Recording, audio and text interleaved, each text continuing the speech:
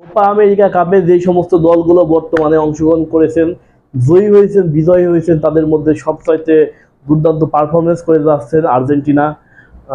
এর মধ্যে আগামীকাল 7 তারিখ সকাল 7টায় ব্রাজিলের একটি ম্যাচ অনুষ্ঠিত হবে।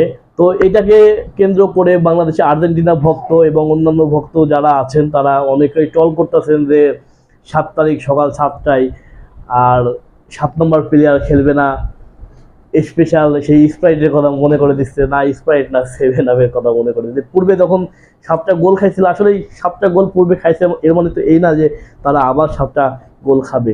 তো আমিও একজন আর্জেন্টিনার ভক্ত, তো আমি একটা কথা বলতে চাই যে খেলাটা যেন ভালো হয়, ব্রাজিলই জিতুক, কারণ ভালো খেললে অবশ্যই জিতবে, ব্রাজিল জিতবে, এটা আমিও আশা করি। আর্জেন্টিনার ভক্ত মানে এইটাই না যে ব্রাজিল হেরে যাক। আমি চাই যে ব্রাজিল জিতলে ফাইনালটা ব্রাজিলের সাথে আর্জেন্টিনার হোক। এর পূর্বে যেমন হয়েছে কোপা আমেরিকা বিশ্বকাপে আর্জেন্টিনা এবং ব্রাজিলের মুখোমুখি হয়েছিল, সেই সময় কিন্তু কোপা আমেরিকা কাপটা মেসির দলই। তো যেই জিতবে তার জন্যই শুভকামনা থাকবে এই কোপা আমেরিকা ম্যাচে। যারা ফাইনাল খেলবে তাদের জন্য বেশি বেশি শুভকামনা এবং দোয়া থাকবে। যে কোনো একটা দল জিতবে, যে কোনো একটা দল হারবে, এটাই তো খেলা। এর মানে তো এই না যে একটা মানুষকে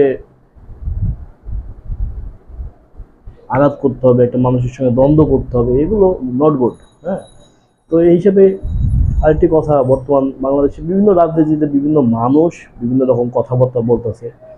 তো কে কি বলছে এগুলো আমরা না কান দিই, আমরা যেভাবে জীবনযাপন করতেছি আগামীর দিকে এগিয়ে যাই, রাজনীতি বা অন্য অন্য কিছু নিয়ে মাথা না দিই, কারণ মাথা দিলেই সমস্যা। আপনি যেভাবে আছেন, আপনি রাজনীতির বিষয়ে কথা বললে আপনার কালকের ভাত পেটে আসবে না। তো যে যে কাজ করলে আপনার পেটে ভাত যাবে, তো সেই কাজটা আপনি করেন, কন্টিনিউ করতে থাকেন, এতে আপনাকে কেউ বাধা দিচ্ছে না। আপনি রাজনীতির বিষয়ে মাথা দিয়েন না, রাজনীতিবিদদের নামে কূটনীতিক কথাবার্তা বলেন না, কারণ এগুলো বলে পূর্বে তারা বলছে তারা বিভিন্ন ধরনের সমস্যার সম্মুখীন হয়েছে, আপনি হতে পারেন, দরকার নাই এগুলো। আগামীতে এগিয়ে যান, সুন্দরভাবে সুস্থভাবে জীবনযাপন করেন, এটাই অনেক ভালো। তো এই আশাবাদ ব্যক্ত করেই আজকের মতো এখানে বিদায় নিচ্ছি। দেখা হবে নেক্সট কোনো এমন প্রোগ্রামিং ভিডিও নিয়ে।